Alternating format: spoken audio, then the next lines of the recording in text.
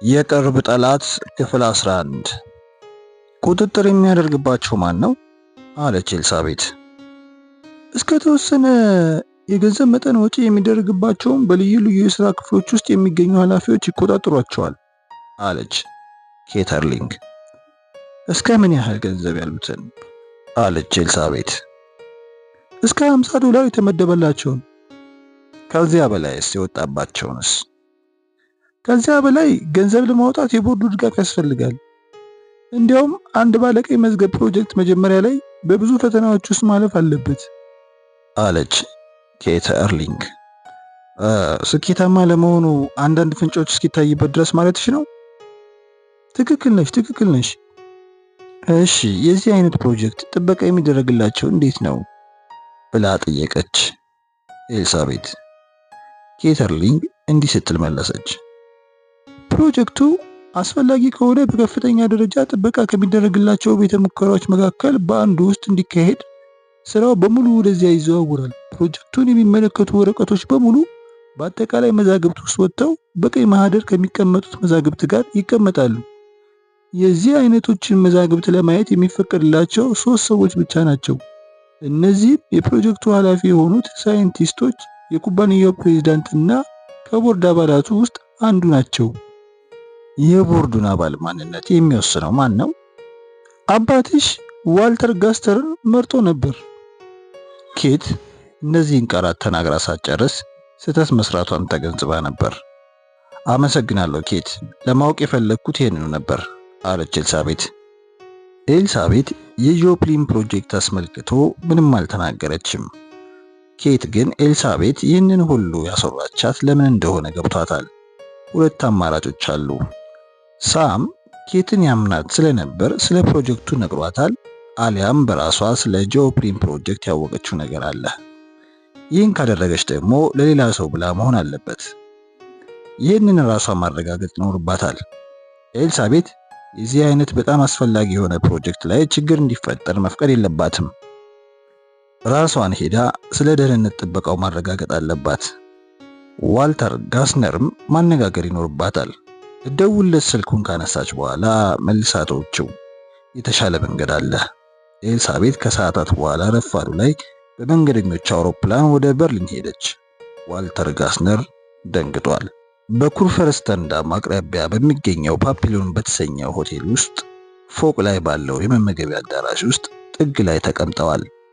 ከዚህ በፊት ኤልሳቤት ወደ በርሊን ስትሄድ ዋልተር ጋስነር ከእሱና ከአና ጋር እነሱ ቤት እራት እንድትበላ ይወተውታት ነበር። አሁን ግን የዚህ አይነቱ ግብዣ አላነሳም። ከዚያ ይልቅ በዚህ ሆቴል ውስጥ እንዲገናኙ ሐሳቡን ያቀርብላት እሱ ነበር። ሲመጣም አና አብረው አልነበረችም። ዋልተር ጋስነር አሁንም ድረስ የተስተካከለ ወንድ ቁመናና እንደ ፊልም ተዋንያን ያለው ውበት አለው። ይሁንና ከውጭ የሚያብረቀርቀው ገጽታው መፍረክረክ ጀምሯል። በፊቱ ላይ ውጥረት እንደበዛበት የሚያሳብቁ መስመሮች አሉ። እጆቹም እንቅስቃሴያቸውም አላቆሙም። በከፍተኛ ውጥረት ውስጥ ያለ ይመስላል። ኤልሳቤት ስለ አና ስትጠይቀውም ግራ ተጋባ። አና ትንሽ አሟታል፣ ለመምጣት አልቻለችም። ምን ነው የከፋ ህመም ነው ያጋጠማት? አይ አይደለም፣ በቅርቡ ይሻላታል። እረፍት ስለፈለገች ቤት ሆና ነው። ደውዬ አይ ባትረብሻት ይሻላል። አነጋገሩ ግራ ያጋባል። የወትሮው ዋትረን አልነበረም። ኤልሳቤት እስከምታውቀው ድረስ ዋልተር ሁልጊዜም ግልጽና ተጫዋች ነበር። የኢሜል ጆፕሊን ጉዳይ አነሳችበት። እሱ እየሰራው ያለውን ስራ በጣም እንፈልገዋለን አለች ኤልሳቤት። ዋልተር ራሱን በመስማማት ገለጸላት። በጣም ትልቅ ስራ ነው። ከዚህ በኋላ ስራውን አስመልክቶ ለማንም ሰው ማሳወቅ እንደሌለበት ነግሬዋለሁ። ኤልሳቤት ዋናውን ጉዳይ ነገረችው። የዋልተር እጆች ድንገት መንቀጥቀጣቸውን አቆሙ። የጩኸት ያክል ስሜቱን አጋለጡበት። ኤልሳቤትን ተመለከታትና ለምን እንደዚህ ያደረግሽ ሲል ጠየቃት። ዋልተር ውሳኔ ካንተ ጋር የሚያያዝ አይደለም። ከሱ ጋር አብሮ እየሰራ ያለው ሌላ የቦርድ አባል ቢሆን ኖሮ ከዚህ ያልተለየ አቋም መያዝ አይቀርም። በራሴ መንገድ ስራውን መከታተል ስለፈለኩ ብቻ ነው ራሱን ነቀነቀ። አሃ ገባኝ። እጆቹ እንቅስቃሴ አልባ ሆነው ጠረጴዛው ላይ ናቸው። በእርግጥ ይህንን የማድረግ መብት አለሽ። የግዱን ፈገግ ሲል ቢሞክርም እውነተኛ ስሜቱን አውቃበታለች። ኤልሳቤት አላት። አና በዚህ ኩባንያ ውስጥ ብዙ ድርሻ አላት። አንቺ ሐሳቡን ካልደገፍሽ በስተቀር ድርሻዋን ለመሸጥ አትችልም። የአንቺ የድጋፍ ድምፅ በጣም አስፈላጊ ነው። እኔ ኤልሳቤት የመጀመሪያውን ሳታስጨርሰው በጣም አዝናለሁ ዋልተር፣ አሁን አክሲዮን እንዲሸጡ መፍቀድ አልችልም አለችው። እጆቹ ድንገት እንደገና መንቀጥቀጥ ጀመሩ። ሄር ጁሊየስ ባድሩት ቀጭንና ጥቁር ሙሉ ልብስ ለብሶ በኋላ እግሮቹ የቆመው ፌንጣ የሚመስል ሰው ነው። መጋጠሚያቸው ላይ ያሾሉት እጅና እግሮቹም እንዲሁ ከሰውነቱ በላይ ያለው ተነድፎ ያላለቀ መጣጣ ፊቱ ሕፃናት መስመሮችን ገጣጥሞ የሰሩት ስዕል አስመስሎታል። በሮፊ እና ልጆቹ የስብሰባ አዳራሽ ውስጥ በጠረጴዛው ዙሪያ ከኤልሳቤት ፊት ለፊት ተቀምጧል። አብረውት ሌሎች 5 ባለ ባንኮች አሉ። ሁሉም ነጭ ሸሚዝ፣ ጥቁር ሙሉ ልብስ፣ ሰደርያና ጠቆር ያለ ክራቫት አድርገዋል። ኤልሳቤት ሁኔታቸውን አይታ የለበሱት የደንብ ልብስ አለመምሰሉን አሰበች። ኤልሳቤት ጠረጴዛ ላይ ያፈጠጡትን ቀዝቃዛ በድን አይኖቻቸውን ስትመለከት የጥርጣሬ ስሜት አደረባት። ስብሰባው ከመጀመሩ በፊት ኬት በትሪ ቡናና ትኩስ ጣፋጭ ብስኩቶችን አቅርባ ነበር። ሰዎቹ ግን ምኑንም አልፈለጉትም። ኤልሳቤት ያቀረበችላቸውንም የምሳ ግብዣ እንዲሁ አልተቀበሉትም። ይህ ጥሩ ምልክት እንዳልሆነ ገብቷታል። የመጡት ያበደሯቸውን ገንዘብ ለማግኘት ነው። ከሁሉም አስቀድሞ ዛሬ እዚህ በመገኘታችሁ ላመሰግናችሁ እወዳለሁ አለች ኤልሳቤት። በምላሹ ትርጉም አልባ የትህትና ጉርምርምታ ተሰማ። በረጅሙ ተነፈሰች። ለሮፊና ልጆቹ ያበደራችሁትን ገንዘብ የማስከፈያ ጊዜ ታራዝሙልን ዘንድ ውይይት እናካሄድ ጥያቄ አቀርባለሁ። ጁሊየስ ባድሩት እንደ መቁነጥነጥ እያደረገው ራሱን ወዘወዘ። ሚስ ሮፊ በጣም አዝናለሁ። ቀደም ሲል እንዳሳወቅናችሁ አልጨረስኩም አለች ኤልሳቤት። ክፍሉን ዙሪያውን ገልመጥ አደረገችው። ክቡራን ወዳጆቼ፣ እኔም እናንተም በሆን ኖሮ ሐሳቡ መቃወሜ አይቀርም ነበር። ሁሉም አፍጥጠው አዩአትና ከዚያ ግራ ተጋብተው እርስ በርሳቸው ተወያዩ። ኤልሳቤት ቀጠለች። አባቴ በጣም ብልህ የሥራ ሰው ነበር። ታዲያ እሱ ኩባንያውን እያስተዳደረ በነበረበት ጊዜ ያበደራችሁትን ገንዘብ አሳስቧችሁ ከነበረ በስራው ላይ ምንም አይነት ልምድ ለሌላት ሴት የመክፈያውን ጊዜ ለምን ታራዝማላችሁ? ጁሊየስ ባድሩት ፍርጥም ብሎ ሚስ ሮፊ የገዛ ራስሽን ጥያቄ መልስ የሰጠሽበት ይመስለኛል። በበኩላችን ይህንን አስመልክቶ ምንም አላት። ኤልሳቤት አላስጨረሰችውም። ገና አልጨረስኩም አለችው። ይህን ጊዜ ሁሉም በጥርጣሬ አይኗን ተመለከቷት። እሷም በተራዋ ሙሉ ትኩረታቸውን እንደሰጧት ለማረጋገጥ አንድ በአንድ ተመለከተቻቸው። እነዚህ ሰዎች የታፈሩ፣ የተከበሩ፣ በሌሎች የንግድ ዘርፎች ላይ የተሰማሩ ባልደረቦቻቸው የሚቀኑባቸው የስዊዝ ባለባንኮች ናቸው። እናም አሁን ወደፊት አጎንብሰው በጥንቃቄ አዳምጧት ያዙ። ከፊታቸው ላይ ይነበብ የነበረው የትዕግስት ማጣትና የመሰላቸት መንፈስ በግራ መጋባት ስሜት ተተካ። ሁላችሁም ለረጅም ጊዜ ሮፊና ልጆቹን ታውቁታላችሁ፣ ኤልሳቤት ቀጠለች። አብዛኞቻችሁ አባቴን እንደምታውቁትና ካወቃችሁትም እንደምታከብሩት እርግጠኛ ነኝ። አንዳንዶቹ መስማማታቸውን ለመግለጥ ጭንቅላታቸውን ነቀነቁ። ኤልሳቤት ንግግሯን ገፋችበት። እንደማስበው የጧት ቡናችሁን እየጠጣችሁ እኔ የሱን ስልጣን መረከቤን ስትሰሙ ትንሽ ኃይላችሁ አይቀርም። ከባለ ባንኮቹ አንዱ መጀመሪያ ፈገግ ከዚያም ከት ብሎ በኃይል ሳቀና ሚስ ሮፊ ትክክል ነሽ። እንደ ብልግና ካልተቆጠረብኝ እዚህ ያሉትን ሌሎችን ባልደረቦችን ወክዬ ስናገር ምን ነበር ያልሽው አሁን ዜናውን ስትሰማ የጠዋት ቡናችን ትንሽ ብሎን ነበር። ኤልሳቤት የዋ ፈገግታ አሳየችው። አልፈርድባችሁም። እኔም በእናንተ ቦታ ሆኜ ቢሆን ከዚህ የተለየ ምላሽ አይኖረኝም ነበር። ሌላኛው ባለባንክ ጮክ ብሎ ተናገረ። ሚስ ሮፊ ያልገባች ነገር አለ። ይህ ስብሰባ በሚያስገኘው ውጤት ላይ ሁላችንም የምንስማማ እስከሆነ ድረስ የበለጠ ለማብራራት እጁን ወደፊት ዘረጋ። እዚህ የተሰበሰብነው ለምንድን ነው? እዚህ የተሰባሰባችሁትማ አለች ኤልሳቤት፣ በዚህ የስብሰባ አዳራሽ ውስጥ በዓለማችን ላይ ከሚገኙ ታላላቅ ባለባንኮች ውስጥ ጥቂቶቹ ስላሉ ነው። በጣም ስኬታማ የሆናችሁት ሁሉንም ነገር ከሚያስገኘው ገንዘብ አንጻር እየተመለከታችሁት ነው ብዬ አላምንም። እንደዚያ ቢሆን ኖሮ የሂሳብ ሰራተኞቻችሁ ስራችሁን ባላቀላጥፉላችሁ ነበር። የባለባንኮች ሙያ ከዚህ የበለጠ ብዙ ነገር እንደሚጠይቅ እርግጠኛ ነኝ። በእርግጥ ትክክል ነሽ ሲል አጉረመረመ ሌላው ባለባንክ። ይሁንና ሚስ ሮፊ አየሽ፣ እኛ ነጋዴዎች ነን። ስለዚህ ሮፊና ልጆችም እኮ የንግድ ድርጅቶች ናቸው። ትልቅ የንግድ ስራ አካሂደዋል። በአባቴ ወንበር ላይ እስከተቀመጥኩበት ጊዜ ድረስ ኩባንያው ታላቅ ስራ እየሰራ መሆኑን አላውቅም ነበር። በዓለም ዙሪያ በሚገኙ ሀገራት በሙሉ ይህ ኩባንያ የምን ያህል ሰዎችን ሕይወት እንደሚያድን አላውቅም ነበር። ለሕክምና ሳይንስ እያበረከተው ያለውን ግዙፍ አስተዋጽኦም ቢሆን አላውቅም ነበር። በዚህ ኩባንያ ላይ ሕይወታቸው የተመሰረተ ስንት ሺህ ሰራተኞች እንዳሉም ቢሆን። ጁሊየስ ባሩት አቋረጣት። እያልሻቸው ያሉት ነገሮች በሙሉ ኩባንያውን የሚያመሰግኑ ናቸው።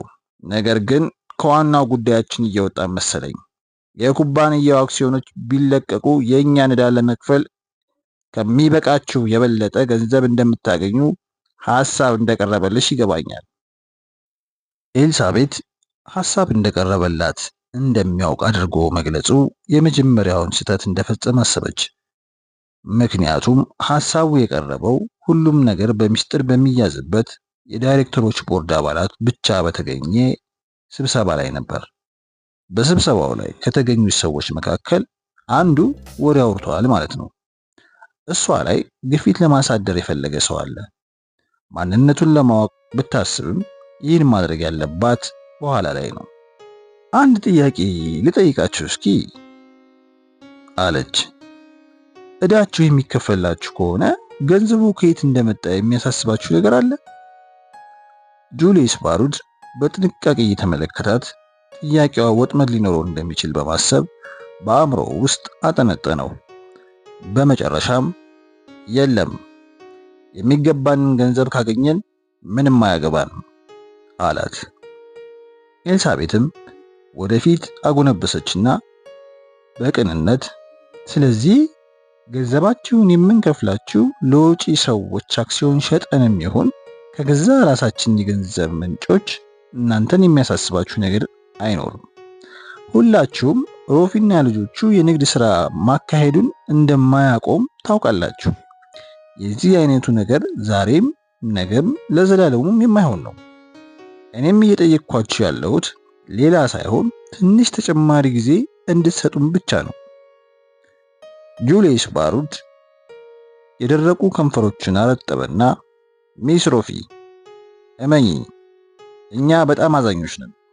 የደረሰብሽን አስከፊ ሁኔታና ያለሽበትን የስሜት ውጥረትም እንረዳልሻለን። ነገር ግን የማንችለውን ሶስት ወር ብቻ ስጡኝ አለች ኤልሳቤት። 90 ቀናት ብቻ። ደግሞም የእነዚህ ጊዜያት ተጨማሪ የመቀጫ ወልዳችሁን ታገኛላችሁ። በጠረጴዛው ዙሪያ ጸጥታ ሰፈነ። ይሁንና ጸጥታው አሉታዊ ነበር። ኤልሳቤት የሰዎቹን በድን የጥላቻ ፊት አየች። ለመጨረሻ ጊዜ አንድ አካሄድ ለመሞከርና በዚህ የቁማር ያህል እድሏን ልትሞክር ወሰነች። ይህንን ሚስጥር ማውጣት እንዳለብኝ አላቅም ሆነ ብላ አመነታች። እናም በሚስጥር እንድትይዙ ትነግራቸዋለሁ። ዙሪያዋን ስትመለከታቸው እንደገና ጉጉት እንዳደረባቸው አየች። ሮፊና ልጆቹ በመላው የመድኃኒት ኢንዱስትሪ ዘርፍ አብዮታዊ ለውጥ ለማምጣት ጫፍ ላይ ደርሷል። የሰዎቹን የማድመጥ ፍላጎት ለመናገር ንግግሯን ቆም አደረገች። ይህ ኩባንያ የእስከዛሬው ልማዳችን እንደሚያሳየው እስካሁን ለገበያ ከቀረቡት ማንኛውም መድኃኒቶች በበለጠ እንዲያውም እጥፍ ድርብ በላቀ መልኩ የሚሸጥ አዲስ ምርት ለማስተዋወቅ ተዘጋጅቷል። ሁኔታው ሲቀየር ታወቃት። ከሁሉም አስቀድሞ በመጀመሪያ የተማረከው ጁልየስ ባድሩትስ ነው። ምን አይነት ምርት እንደሆነ? ኤልሳቤት ጭንቅላቷን አወዛወዘች። ሄር ባድሩትስ፣ በጣም አዝናለሁ። ምናልባትም ብዙ ብዬ ይሆናል። ልነግራችሁ የምችለው በዚህ ስራ ታሪክ ከሁሉም የላቀ ታላቅ ፈጠራ እንደሚሆን ብቻ ነው። ለአቅርቦት እንዲረዳን ከፍተኛ የማስፋፋት ስራ ማካሄድ ይጠበቅብናል። ኩባንያችንን እጥፍ ምናልባትም በ3 እጥፍ ማስፋፋት ያስፈልገናል። የዚያን ጊዜ በእርግጥም በከፍተኛ ደረጃ አዳዲስ የገንዘብ ምንጮች ማፈላለግ ይኖርብናል። ባለባንኮቹ በጸጥታ እየተጠቃቀሱ እርስ በርሳቸው ተያዩ። ሄር ባድሩትስ የጸጥታውን ድባብ ሰበረው። ለ90 ቀናት የብድር መክፈያውን ጊዜ ብናራዝምላችሁ ለወደፊቱ ሮፊና ልጆቹ ገንዘብ ሲያስፈልገው በተቀዳሚነት ወደኛ እንደምትመጡ እንሻለን። ይህም እርግጥ ነው። ባለባንኮቹ በድጋሚ ሲተያዩ ነጋሪት እየጎሰሙ እንደሚጠራሩ የጫካ ሰዎች መሰሏት። እስከዚያው ድረስ አላት ሄር ባድሩትስ፣ ከ90 ቀናት በኋላ አሁን የገባሽውን ግዴታ ለማረጋገጥ ዋስትና እንድትሰጭን እንፈልጋለን። መልካም። ሄር ባድሩትስ በተቀመጠበት ሆኖ አየር ላይ አፈጠጠ። ከዚያም ወደ ኤልሳቤትና በዙሪያ ወዳሉት ወደ ሌሎቹ ሰዎች ተመለከተ። ሰዎቹ በምልክት መስማማታቸውን ገለጹለት። በበኩሌ በዚህ ሐሳብ ለመስማማት ፈቃደኛ ነኝ። የመቀመጫ ወለድ እስከተከፈለበት ድረስ የመክፈያውንም ጊዜ ብናዘገይላቸው የሚጎዳን ነገር ይኖራል ብዬ አላስብም አለ። ከተቀሩት ባለባንኮች ውስጥ አንዱም ጁልየስ፣ አንተ እንደዚያ ካልክ። እናም ስብሰባው አለቀ።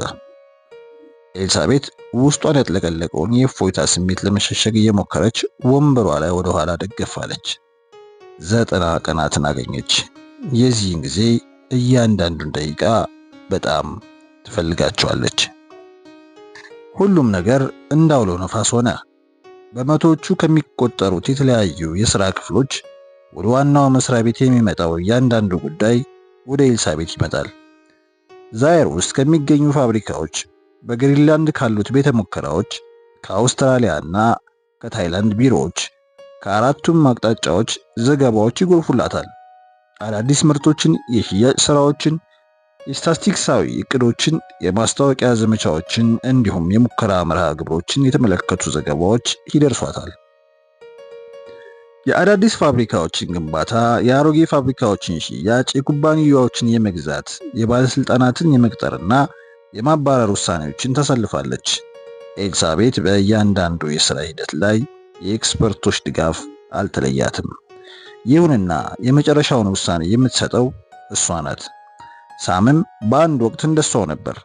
ከአባቷ ጋር የሰራችባቸውን 3 ዓመታት አሁን ታመሰግናቸዋለች። ስለ ኩባንያው ካሰበችው በበለጠ ብዙ ነገሮችን ታውቅ ነበር። የኩባንያው አድማስ በጣም ሰፊ ነው። ኤልሳቤት በአንድ ወቅት ኩባንያውን እንደ አንድ ግዛት ትቆጥረው የነበረ ቢሆንም አሁን ግን ዙፋኑን በኩባንያው ቢሮ ውስጥ አድርጎ በመሳፍንት የሚተዳደር የብዙ ግዛቶች ስብስብ እንደሆነ ተረታለች። የአክስትና የጎቶቿ ልጆች እያንዳንዳቸው የራሳቸውን ስልጣን ቢኖራቸውም ሁሉም አብረው ለመጓዝ እንዲችሉ ባህር ተሻግረው የሌሎችን ግዛቶች ይቆጣጠራሉ። ኤልሳቤት ብዙም ሳትቆይ አንድ በአይነቱ የተለየ ችግር እንዳላወቀች። እሷ በወንዶች ዓለም የገባች ሴት ናት። እናም ሴትነቷ ልዩነት እንደሚያመጣ ተረዳች። ወንዶች ለሴቶች የበታችነት ተጠያቂ መደረግ እንዳለባቸው ባታምንም በቶሎ የበለጠ ለመማር ቻለች። ማንም ሰው ይህንን ሁኔታ በቃልም ሆነ በድርጊት በግልጽ ባያስቀምጠውም ኤልሳቤት ግን በዕለቱ እየተጋፈጠችው ነበር። የዚህ አይነቱ አስተያየት ከጥንታዊ የአድሎ አስተሳሰብ የመነጨ ቢሆንም ማንም የማይክደው ሐቅ ነው። ወንዶቹ ሴት የምታዛቸው ነገር ማድረግ አይወዱም። ሴት ሐሳባቸውን ስትጠይቃቸውና ስታርማቸው ቅር ይሰኛሉ። የኤልሳቤት ወጣትና ቆንጆ መሆን ደግሞ የበለጠ ሁኔታውን አባባሰው። ወንዶቹ ቤቷ አልጋዋ ላይ ወይም ደግሞ በወጥ ቤት ውስጥ መሆን እንደሚገባት እንድታስብ ሊያደርጓትና አስቸጋሪ የሥራ ጉዳዮችን ለነሱ እንድተውላቸው ሊገፋፏት ይሞክራሉ። ኤልሳቤት በየቀኑ ከተለያየ የክፍል ኃላፊዎች ጋር ለመሰብሰብ ቀጠሮ ትይዛለች። ሁሉም በጠላትነት ላይ መለከቷት ይችላሉ። አንዳንዶቹ አድብተው ይቀርቧታል። አስተሳሰባቸውን በቀላሉ ታነበዋለች። አብረዋት ቢተኙ ሊቆጣጠሯት እንደሚችሉ ያስባሉ። አንዳንድ ጊዜ በሳርዴኒያ የምታውቃቸው ወንድ ልጆች መልካቸውን ቀይረው አዋቂ መስለው የመጡ ይመስሏታል። ወንዶቹ የሚሄዱበት በተሳሳተ መንገድ ነው። አእምሮዋ ውስጥ ካለው ሐሳብ አንጻር ቢሄዱ ኑሮ ይሻላቸው ነበር። ይሁንና በዚህ መልኩ ስለማይሄዱ በመጨረሻ በቁጥጥሯ ስር ታውላቸዋለች። የማሰብ ብቃቷን ይንቋታል። ትልቁ ስህተታቸውም ይኸው ነው። ኃላፊነት የመሸከም አቅሟን አዛብተው ስለሚያስቡት ደግሞ ሌላ ስህተት ይሰራሉ።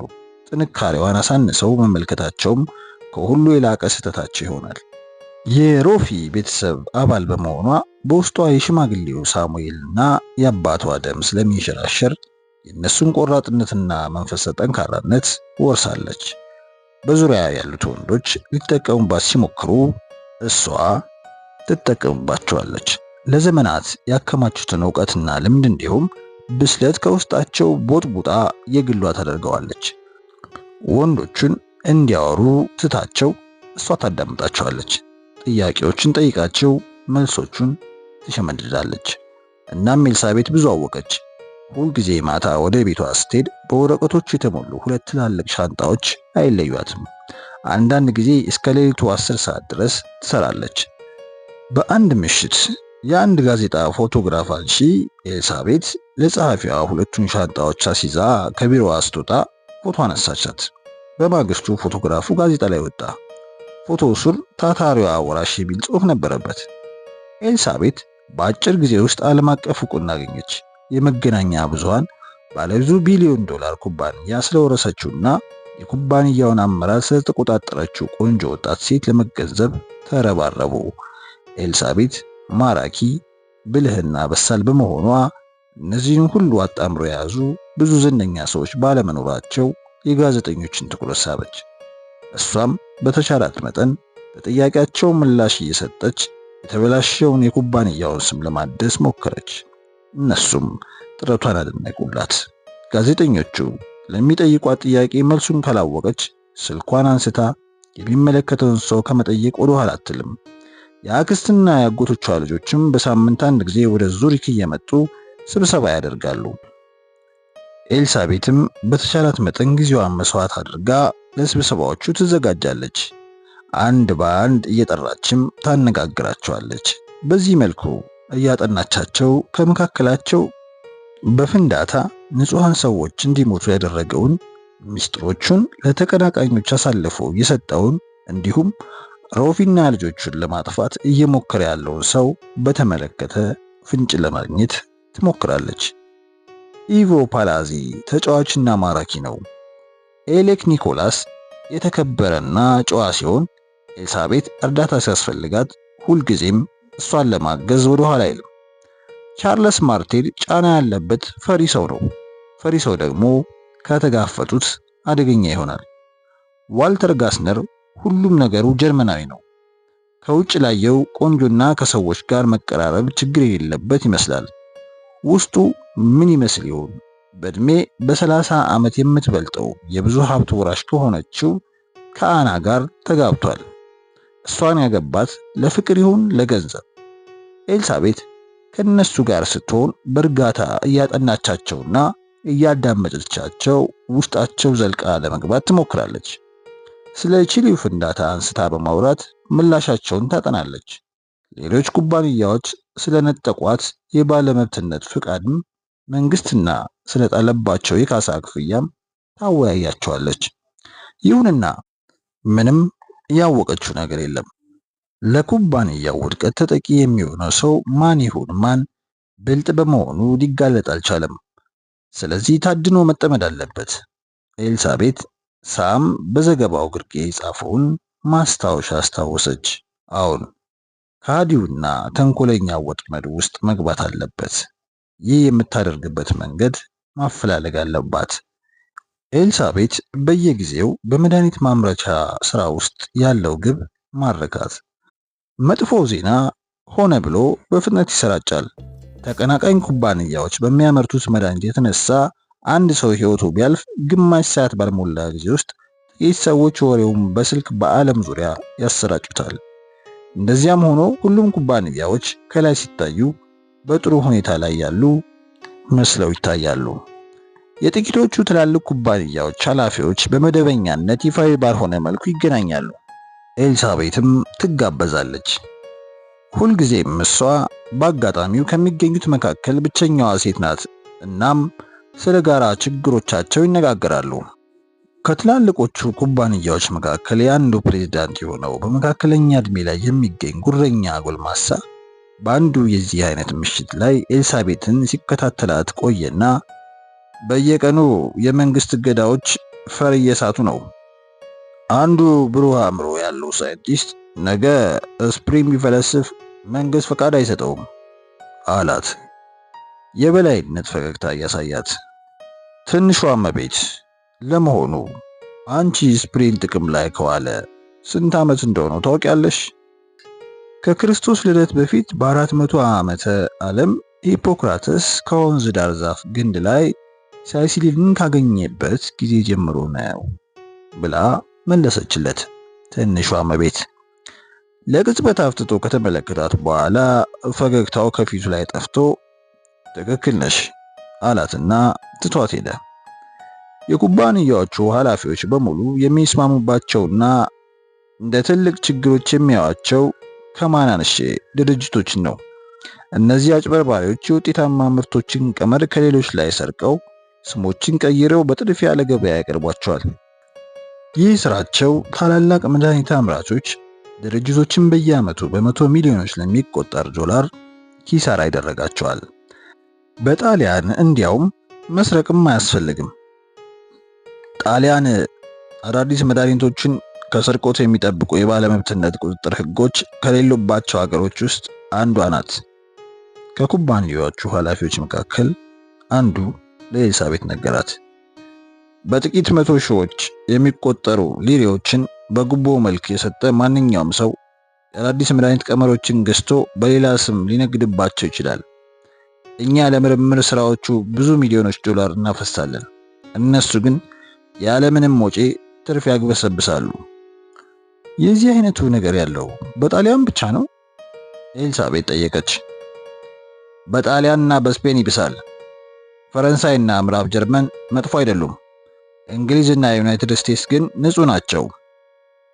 ኤልሳቤት እነዚህም በዙሪያ ያሉትን በሁኔታዎች የተበሳጩና ለስነ ምግባር መከበር ሽንጣቸውን ገትረው የሚከራከሩ ሰዎች ተመልክታ ከመካከላቸው በሮፊና ልጆቹ በሚካሄደው የባለመብትነት ፍቃድ ስርቆት ውስጥ ሊሳተፉ የሚችሉ እንዳሉ አሰበች። ኤልሳቤት አብዛኛዋን ጊዜዋን የምታሳልፈው በአውሮፕላኖች ውስጥ ነው። ፓስፖርቷን በቢሮ ጠረጴዛዋ የላይኛው መሳቢያ ውስጥ ታስቀምጣለች። ቢያንስ በሳምንት አንድ ቀን ከካይሮ፣ ከጓቲማላ ወይም ከቶኪዮ አስደንጋጭ የስልክ መልእክት ይደርሳታል። እናም በጥቂት ሰዓታት ውስጥ ራሷን በአውሮፕላን ውስጥ ታገኛቸዋለች። ግማሽ ደርዘን ከሚሆኑት የሥራ ባልደረቦቿ ጋር ስለተፈጠረው ድንገተኛ አጋጣሚ ትወያያለች። እንደ ቦምቤ ባሉ ትላልቅ ከተሞች እንዲሁም እንደ ፖርቶሪኮ ባሉ ሩቅ የጠላት መከማቻ ወረዳዎች ከፋብሪካ ስራ አስኪያጆችና ከቤተሰቦቻቸው ጋር ትገናኛለች። እናም ቀስ በቀስ ሮፊና ልጆቹ አዲስ መልክ መያዝ ጀመረ። የሚደርሷት ዘገባዎችና የስታቲስቲክስ መረጃዎች በደፈናው መመልከት አቆመች። አሁን ጓቲማላ የሚል ጽሑፍ ያለበት ዘገባ ሲደርሳት ኢሜል ኑኑዝና ወፍራሟ ደስተኛ ሚስቱ እንዲሁም 12ቱ ልጆቹን ታስታውሳለች። ኮፐንሃገን የሚል ዘገባ ደግሞ ኒልሰን ቢጀርሰን እና አብረውት የሚኖሩትን መንቀሳቀስ የማይችሉትን እናቱን ያስታውሳታል። የሪዮ ዴጄኔሮ ዘገባዎች እንደዚሁ ከአሌክሳንድሮ ዱቫልና በውዱ ጌጣጌጦች ከምታጌጠው ውሽማው ጋር ያሳለፈችውን ምሽት ትዝ ብሏታል። ኤልሳቤት ከኢሜል ጂኦፕሊ ጋር በመደበኛነት መቀራረቧ ቀጥላለች። ሁልጊዜ በግል የስልክ መስመሩ ደውላ ታነጋግረዋለች። ማታ ላይ በኦሴር ሃሲል ወደሚገኘው ትንሽ የመኖሪያ ቤቱ ደውላ ታገኘዋለች። በስልክ ስታነጋግረው በጣም ጥንቃቄ ታደርጋለች። ነገሮች እንዴት እየሄዱ ነው? ሚስ ሮፊ፣ እንዳሰብኩት አልሆነልኝም። ትንሽ ጊዜ ያስፈልገኛል። የምትፈልገው ነገር አለ? አይ ምንም ነገር አልፈልግም፣ ብቻ ጊዜ ሲጭኝ። አንድ ትንሽ ችግር አጋጥሞኝ የነበረ ቢሆንም አሁን መፍትሄ ያገኘ ይመስለኛል። መልካም፣ የምትፈልገው ነገር ካለ ደውልልኝ። እሺ ደውላለሁ። አመሰግናለሁ ሚስ ሮፊ። ኤልሳቤት ስልኩን ዘጋች። ባንኮቹ የሰጧት ጊዜ እያለቀ መሆኑን ስላወቀች እንዲፈጠን ግፊት ልታሳድርበት ጉጉት አድሮባት ነበር። የኢሜል ጂኦፕሊን የሥራ ውጤት ከዳር መድረስ ብትፈልግም እሱ ላይ ጫና ማሳደሩ ለጥያቄዋ ምላሽ ስለማይሰጣት በትዕግስት መጠበቁን መረጠች። ኤልሳቤት የሙከራው ውጤት የባንኮቹን ዕዳ ለመክፈል እንደማያደርስላት ታውቃለች። ነገር ግን አንድ ዕቅድ ነበራት። የጁሊየስ ባድሩት ሚስጥሩን አካፍላው ወደ ቤተ ሙከራው ወስዳ የሚሰራውን ሥራ እንዲያይ ልታደርገው አስባለች። በዚህ አይነት ባንኮቹ የሚያስፈልጋቸውን ጊዜ ይሰጧቸዋል። ኤልሳቤት ከጊዜ ወደ ጊዜ ከሪስ ዊሊያምስ ጋር በይበልጥ ተቀራርባ መስራት ያዘች። አንዳንድ ጊዜ እስከ ሌሊት ድረስ አብረው ይሰራሉ። አብዛኛውን ጊዜ ሁለቱ ብቻ አብረው በመሆን ቢሮው ውስጥ ባለው የመመገቢያ አዳራሽ ውስጥ ወይም ደግሞ በምትኖርበት አፓርታማ ውስጥ ራት ከበሉ በኋላ ይሰራሉ። በዙሪክ በርግ የሚገኘው ዘመናዊ የመኖሪያ ቤቷ የዙሪክን ሐይቅ የሚያሳይ ሲሆን አካባቢውን ነፋሻማና ብሩህ ነው። ኤልሳቤት ከምን ጊዜውም በበለጠ የሪስን ጠንካራ የመሳብ ኃይል ብትገነዘብም ስሜቷን አልገለጸችለትም። እሱም ቢሆን ምንም እንኳን በሷ ቢማረክም ስሜቱን ላለማሳወቅ ይጠነቀቃል። ሪስ ሁልጊዜም ትሁትና ተጫዋች ነው። ይህንንም ባህሪውን ስታይ ኤልሳቤት አጎቷ የሆነ ይመስላትና በጣም ያስረጀችው የመሰላት ራሷን ትወቅሳለች። በሪስ ላይ ለመመካትና ሚስጥሯን ልታካፍለው ብትፈልግም መጠንቀቅ እንደሚገባት ታውቃለች። በኩባንያው ላይ እየተሸረበ ስላለው ሴራ ከአንድ ጊዜ በላይ ልትነግረው ከጫፍ ደርሳ ነበር። ይሁንና የሆነ ነገር አፏን ያዛት። ስለዚህ ጉዳይ የበለጠ ማወቅ እስክትችል ድረስ ከማንም ጋር ልትወያይበት አልተዘጋጀችም። ኤልሳቤት የበለጠ በራስ የመተማመን መንፈስ አደረባት። ከአንድ የሽያጭ ክፍል ሰራተኞች ስብሰባ ላይ አልሽጥ ስላለ አዲስ የፀጉር ኮንዲሽነር ውይይት አደረጉ። ኤልሳቤት ኮንዲሽነሩ በራሷ ፀጉር ሞክራው በገበያ ላይ ካሉት ተመሳሳይ ምርቶች የተሻለ መሆኑን አረጋገጠች። ከሽያጭ ክፍል ኃላፊዎቹ አንዱ መድኃኒት ቤቶቹ ይህንን ኮንዲሽነር ስላልተሸጠላቸው በብዛት እየመለሱልን ይገኛሉ ሲል አቤቱታውን አቀረበ።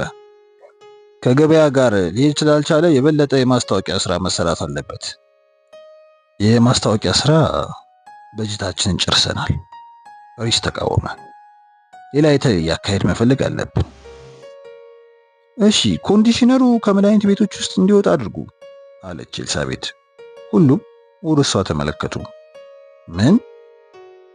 በየመድኃኒት ቤቶች በብዛት የሚገኝ ይመስለኛል። ሪስን ዞራ አየችው። ከዚያ የማስታወቂያ ዘመቻውን መቀጠል ያለብን ይመስለኛል። ነገር ግን መሸጥ ያለበት በውበት ሳሎኖች ውስጥ ብቻ ነው። በዚህ አይነት ለማግኘት አስቸጋሪ እናድርገው። ሰዎች በዚያ መልኩ ሊያዩት ይገባል።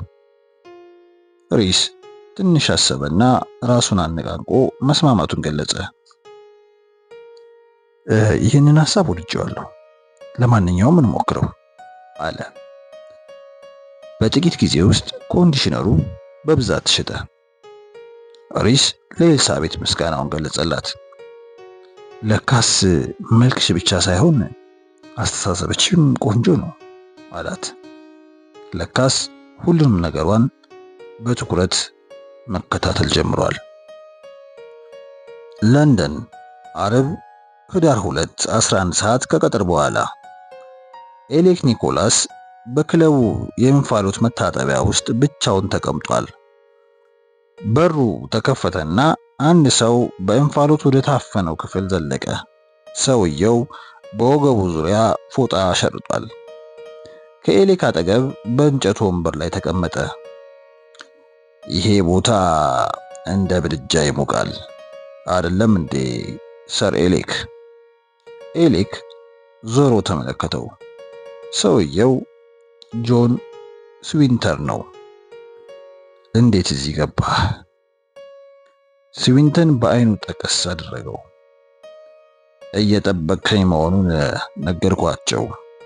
ኤሌክን አይኑን እየተመለከተው እየጠበቅከኝ አልነበረም እንዴ ሰር ኤሌክ ሲል ጠየቀው። አልነበረም አለ ኤሌክ። ተጨማሪ ጊዜ እንደሚያስፈልገኝ ነግሬሃለሁ። ትንሿ የወንድምህ ልጅ አክሲዮኖቹን ልትሸጥ መሆኑንም ነግረኸኛል። ገንዘባችንንም እንደምትመልስልን ቃል ገብተህልን ነበር። እሷ እኮ ሐሳቧን ስለቀየረች ነው። አሃ፣ እንግዲያውስ ሐሳቧን ማስለወጥ ነበረብህ። እየሞከርኩ ነው። ችግሩማ እኛ ገንዘባችንን ለማግኘት አለመቻላችን ነው። ጆን ስዊንተን ኤሌክን በወንበሩ ላይ በኃይል እየገፋው ወደሱ ቀረበ። እኛ አንተ ላይ ችግር ለመፍጠር አንፈልግም። ምክንያቱም በፓርላማ ውስጥ እንደ አንተ ያለ ጥሩ ወዳጅ ማጣት አንሻም። ምን ለማለት እንደፈለግ ገብቷል። ለሁሉም ነገር ወሰን አለው። ወደ ኤሌክ አጎነበሰ። ኤሌክ እየተንፏቀቀ ራቀው። ውለታ ሰርተንልሃል። አሁን ውለታችንን የመክፈያ ጊዜ ደርሷል። ስለዚህ መድኃኒቶችን በመረከብ ታስመጣልናለህ። አይሆንም፣ የማይቻል ነገር ነው አለ ኤሌክ። አልችልም፣ የዚህ አይነቱን ነገር በምንም አይነት መንገድ። ኤሌክ ድንገት ወንበሩ ጫፍ ላይ መድረሱን አወቀ። አጠገቡ በጋሉ አለቶች የተሞላ ትልቅ የብረት ጋን አለ። ተጠንቀቅ አለው ኤሌክ ስዊንተንን። እኔ ስዊንተን የኤሌክን ክንዶች ይዞ ጠመዘዘውና ወደ ብረቱ ጋን አስጠጋው። ኤሌክ ክንዶቹ ላይ ያሉትን ፀጉሮች ሲንጨረጨሩ ታወቀው። ተው! ወዲያውኑ ክንዶቹ ከብረት ጋኑ ጋር ተገናኙ። ህመሙን መቆጣጠር አቅቶት ወለሉ ላይ እየተንከባለለ ጮኸ። ስዊንተን ተነስቶ አጠገቡ ቆሟል። አንድ የሆነ ዘዴ ፈልግ፣ እንገናኛለን። በርሊን፣ ቅዳሜ ህዳር 3 12 ሰዓት ምሽት። አና ሮፊ ጋስነር ከዚያ በኋላ ለምን ያህል ጊዜ ስቃያን መቆጣጠር እንደምትችል አላወቀችም። በገዛ ራሷ ቤት ውስጥ እስረኛ ሆናለች። በሳምንት አንድ ጊዜ እየመጣች ቤቱን ከምታጸዳው ሴት በስተቀር ዝር የሚል ሰው አልነበረም። አናና ልጆቹ ብቻ ናቸው ቤት ውስጥ ያሉት። እጣ ፈንታቸውም ሙሉ በሙሉ በዋልተር እጅ ውስጥ ነው። ዋልተር ጥላቻውን ለመሸሸግ መጨነቁን አቁሟል። አና በህፃናቱ ክፍል ውስጥ ናት። ልጆቹ የሚወዱትን ጀርመንኛ ሙዚቃ ያዳምጣሉ። ዋልተር ዘሎ ወደ መኝታ ክፍሉ ገባ። ይህ ነገርሽ አሰልችቶኛል ሲል ጮኸባትና የሸክላ ማጫወቻውን አንስቶ መሬት ሲፈጠፍጠው ልጆቹ በፍርሃት ተንቀጠቀጡ። አና ልታረጋጋው ሞከረች። በጣም አዝናለሁ፣ ይቅርታ ዋልተር፣ በቤት ውስጥ መኖርህን አላወቅኩም። ላደርግልህ የምችለው ነገር አለ? አይኖቹ በንዴት እየተንቀለቀሉ ተጠጋት። ልጆቹን እናስወግዳቸዋለን። እንዴት ፊት ለፊታቸው እንደዚህ ይላል? እጆቹን ትከሻዋ ላይ ያደረጋቸው። በዚህ ቤት ውስጥ የሚደረገውን ነገር በሚስጥር መያዝ አለብን። ሚስጥር? ቃላቱ በአእምሮዋ ውስጥ አቃጨሉባት። በእጆቹ ትንፋሽ እስኪያጥራት ድረስ ጨምቆ ሲይዛት ራሷን ስታወደቀች። ከእንቅልፏ ስትነቃ አልጋዋ ላይ ተኝታለች። መጋረጃዎቹ ወደ ታች ወርደዋል። ከአልጋዋ አጠገብ ወዳለው ሰዓት ተመለከተች። ከምሽቱ 12 ሰዓት ሆኗል። ቤቱ ጸጥ ረጭ ብሏል። መጀመሪያ ያሰበችው ስለ ሕፃናቱ ነው። እናም መላው አካሏን ፍርሃት ወረራት።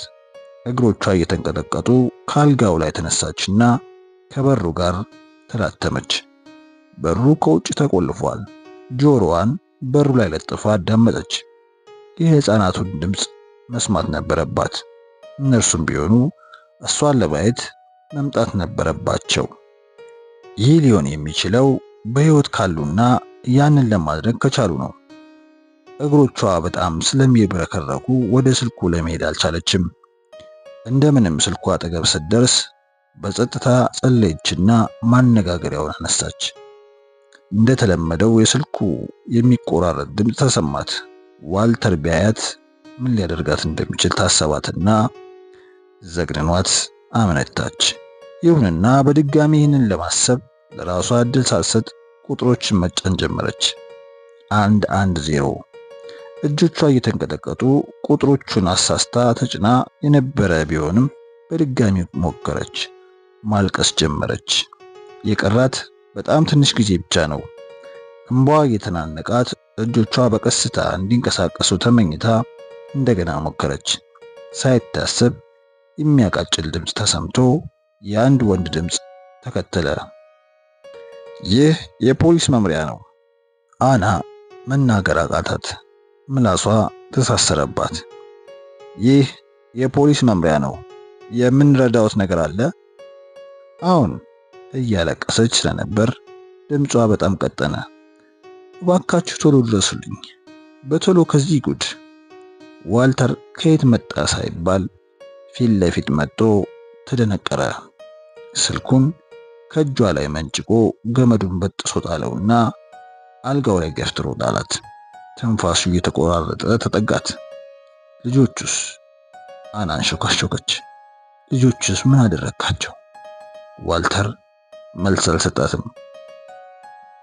የበርሊን ፖሊስ መምሪያ የወንጀል ክፍል ማዘዣ ጣቢያ ተራ የሚመስሉ የመኖሪያ ህንጻዎችና ቢሮዎችን ባሉበት በ2832ኛው መንገድ ላይ ይገኛል። የአደጋና የድንገተኛ ጥሪ መቀበያው ስልክ አውቶማቲክ መሳሪያ ስለተገጠመለት የደዋዩ አድራሻ እስኪታወቅ ድረስ ስልኩ ቢዘጋም መስመሩ አይቋረጥም። በዚህ መልኩ ከደዋዩ ጋር የሚደረገው ንግግር የቱንም ያህል አጭር ጊዜ ቢፈጅም ስልኩ ያለበትን አድራሻ ተከታትሎ ማግኘት ይቻላል። ይህ የመስሪያ የፖሊስ መምሪያው የሚኮራራበት የዘመናዊ ቴክኖሎጂ ውጤት ነው። አና ጋስነር ወደ ፖሊስ ስልክ በደወለች በ5 ደቂቃ ውስጥ መርማሪ ፖል የእሷ ድምፅ የተቀዳበትን ካሴት ይዞ ወደ አለቃው ሻለቃ ዌይጅማን ቢሮ ሄደ።